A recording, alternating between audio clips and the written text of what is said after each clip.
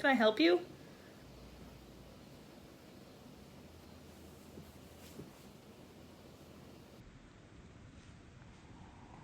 I just came back from getting my hair dyed, and I love it. I got my red like I usually do, but then I got like, can you see that, like 3 highlights there? It's giving me fall vibes, and I want it to be fall already, so can you just like come already, because I like fall.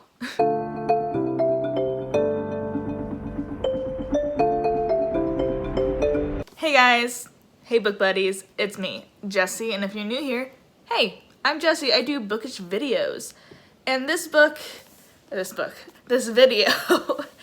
I usually do like 3-minute book reviews on like a book that I read, and it's usually like book of the month books. I don't know, they just turn out that way for some reason. And, well, because maybe they're like, the books are hyped up and talked about, or like newly released. And that's why I do book reviews, or 3-minute book reviews on them. But anyways, I don't think I'm going to be doing 3-minute book reviews anymore. But, cat hair. I'm just getting rid of the 3-minute. I'm still going to be doing book reviews and book talks, which is, oh my god, there's so much cat hair. What I'm trying to say is I'm not going to be doing 3-minute book reviews anymore. I'm going to be doing a book review, which is a non-spoiler book review, and then after that, I'm going to be doing like a book talk about talking about the spoilery part of the book. But yeah, so I'm getting rid of 3-minute book reviews, and we're just going to be doing book reviews and talks. I don't know what I'm going to call this yet. But anyways, the book I'm going to be reviewing and talking about is Daisy Darker by Alice Feeney, and this book, it's a book of the month book. I'm gonna try to do a book that's not from Book of the Month book, because that can be like a little bit like of an eye roll, I know. It just happens, okay? Their algorithm is so perfect on how they do things with the books. So, yeah.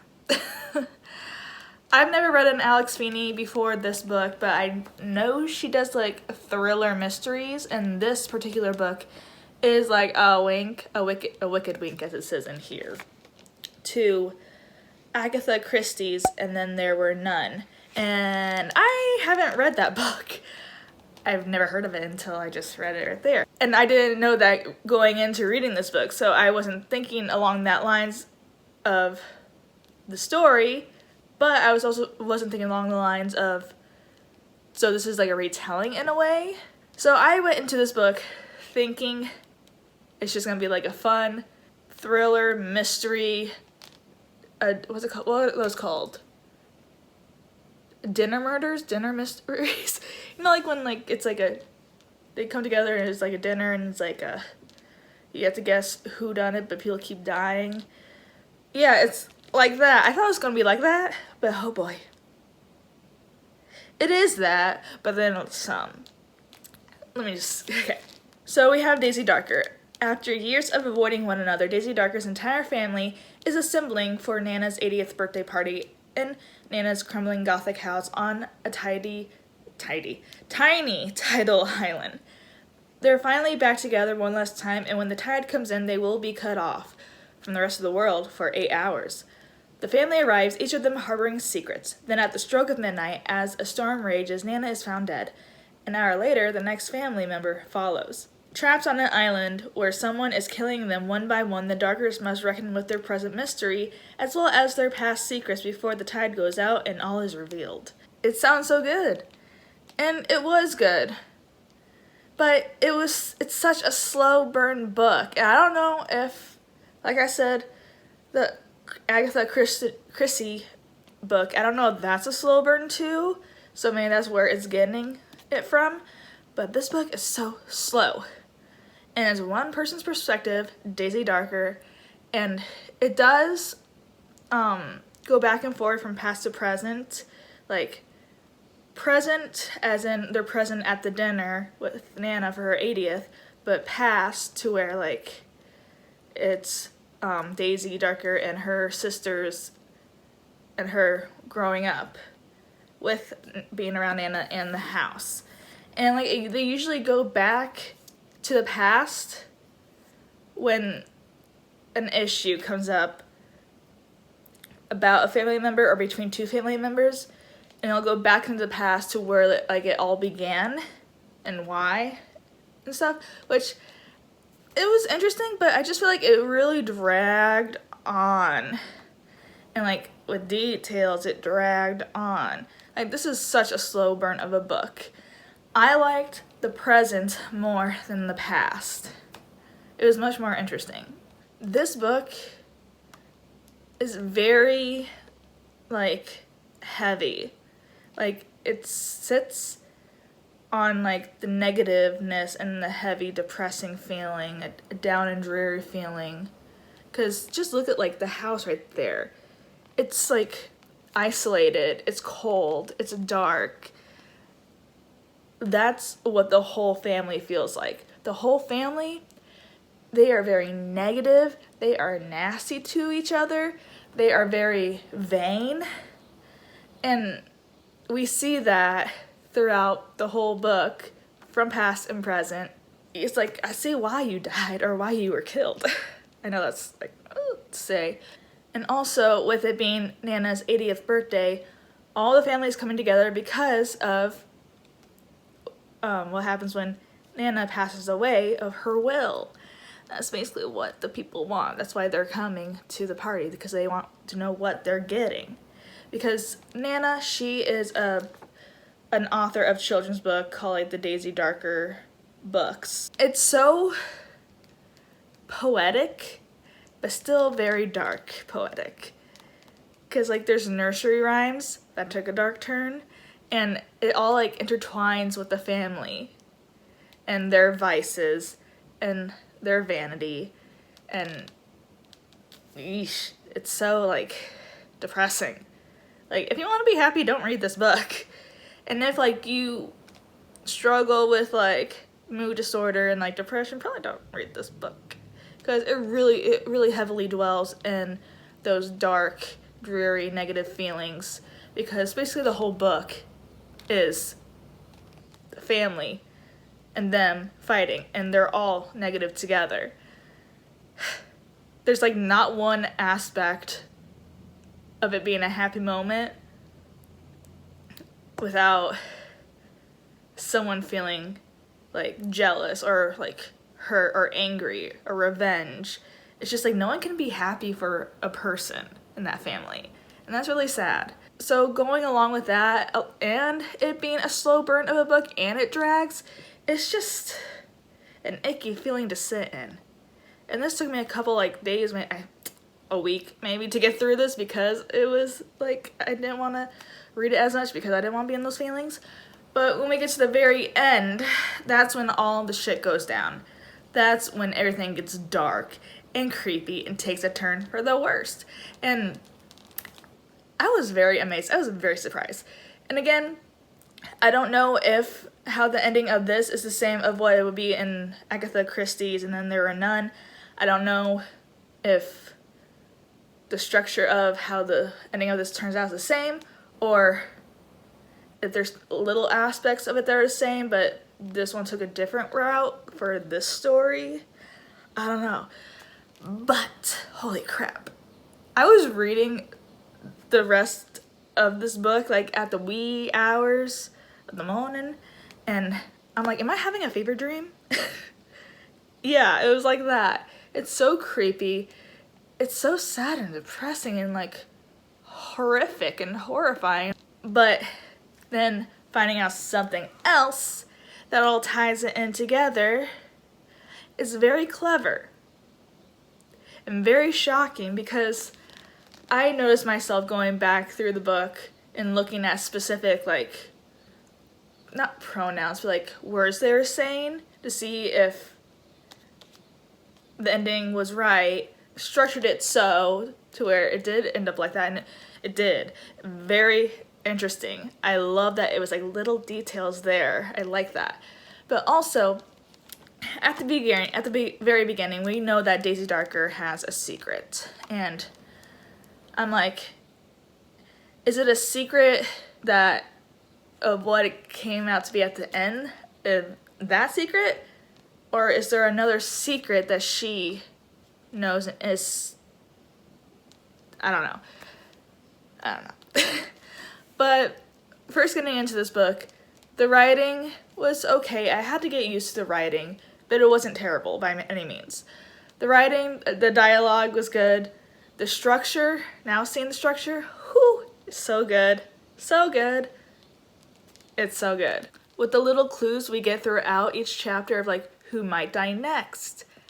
Very interesting, and it really reminds me of like Your Next, like those scary movies. Very interesting, but a very dark book.